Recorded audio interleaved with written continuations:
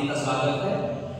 आज की इस कक्षा में जहां हमारे पढ़ने का विषय है कहानी। जब हम कहानी शब्द को सुनते हैं तो हमारे मन में अलग अलग तरह के विचार आते हैं और ये कहानी शब्द बचपन से ही सुनते आ रहे हैं। दादी माँ हो या फिर घर के वृद्ध हो वो हमें कहानियां सुनाते थे। आप लोगों ने भी सुना ही होगा। आप कौन सी कहानी सुने? आप कौन सी कहानी सुने? पंचतंत्र की कहानियां जिनका हिस्सा है शेर और खरगोश की कहानी। ये कहानियां हम बचपन से सुनते आ रहे हैं। तो जब हम कहानी का जो स्वरूप आज सुनते हैं या फिर आज पढ़ रहे हैं, क्या वो प्राचीन कालीन कहानी से अलग है या फिर दोनों एक है, ये समझना हमारे आज के विषय का मुख्य उद्देश्य है। जब हम कहानी शब्द को सुनते हैं तो हमारा जो मन है, हमारा जो दिमाग है, सीधा ले जाता है प्राचीन कालीन कहानियों की। जो प्राचीन कालीन कहानियां जिनमें हम पंचतंत्र की कहानियां भी बात कर रहे हैं, ये प्राचीन कालीन कहानियां हमें एक उद्देश्य की पूर्ति के लिए घटनाओं का सहारा लेते हुए हमें कुछ सिखाने का प्रयास किया जा रहा था। प्राचीन कालीन कहानियों में चमत्कार मुख्य उद्देश्य था। चमत्कार के सहारे मन में कौतूहल उत्पन्न करते हुए हमें कुछ सीख देना उसका मुख्य उद्देश्य हुआ करता था, यानी कि मनोरंजन और उपदेश की प्राचीन कालीन कहानियों का विषय था। इसीलिए कहानियां ज्यादातर अवास्तविक थी।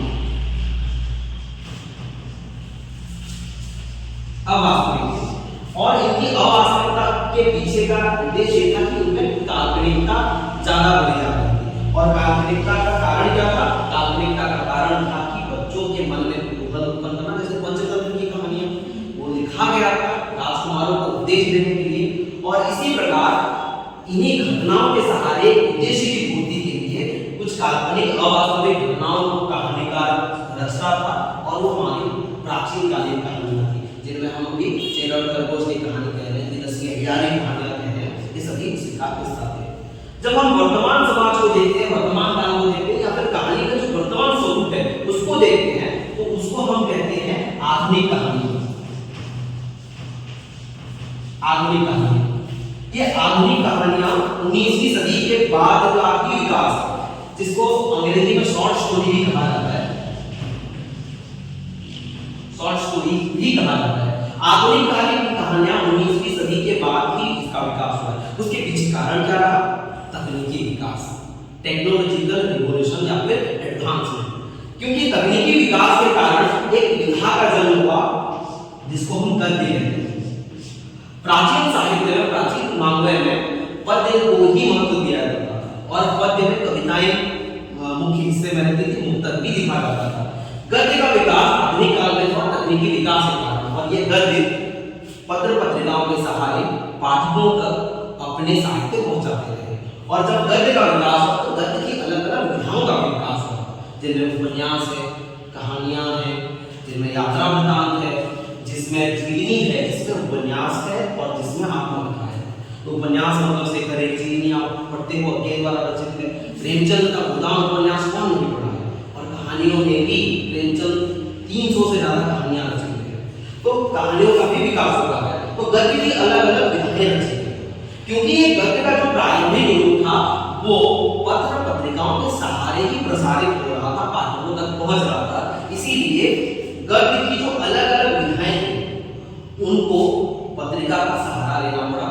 कुछ उपन्यास धारावाहिक के रूप में पत्रिकाओं में प्रकाशित हुए थे, लेकिन वो प्रकाशित करना सही नहीं लगा पाठकों को और खास तौर पर संपादकों को। तो इसीलिए गद्य का जो विकास हुआ था, गद्य की जो विधाएं थी वो पत्र पत्रिकाओं में कहानी को ही ज्यादा महत्व दिया गया, जिसको हम शॉर्ट स्टोरी कहते हैं। ये तो उनके प्रकाशन विषय तक है। कहानी का विकास जब हुआ आधुनिक काल में, तो उसमें नवीन जीवन के नवीन मूल्यबोधों को ही जगह दिया गया था। और इस समय की जो कहानियां थी, ये कहानियां जीवन के संघर्ष, जीवन के यथार्थ को जगह देने का काम कर रही थी, ना कि ये अवास्तविक थी। ये जीवन से जुड़ी हुई थी और जीवन का जो सत्य है उसको उद्घाटित करने का प्रयास कर रही थी। ईदगाह कहानी, जिसमें हामिद नामक जो पात्र है उसके सहारे उसका बाल मनोविज्ञान रखा गया है। प्रेमचंद बहुत सुंदरता से बात करते हैं। और कथन कहानी के माध्यम से समाज की जो सच्चाई है उसको सामने रखने का प्रयास करते हैं। इसी तरह हम देखते हैं और कहानीकार आधुनिक काल में कहानियां रचते हैं और कहानी का विकास होता है। अंत में जब हम निष्कर्ष निकालते हैं तो प्राचीन कालीन कहानियों और आधुनिक कालीन कहानियों में बहुत बड़ा अंतर हम देखते हैं। प्राचीन कालीन कहानियों का उद्देश्य था मनोरंजन और उपदेश देना था। आधुनिक कालीन कहानियों का उद्देश्य था आधुनिक कालीन जीवन को सही रूप में समाज तक लेकर के आना। तो ये है कहानी का दो अलग अलग स्वरूप।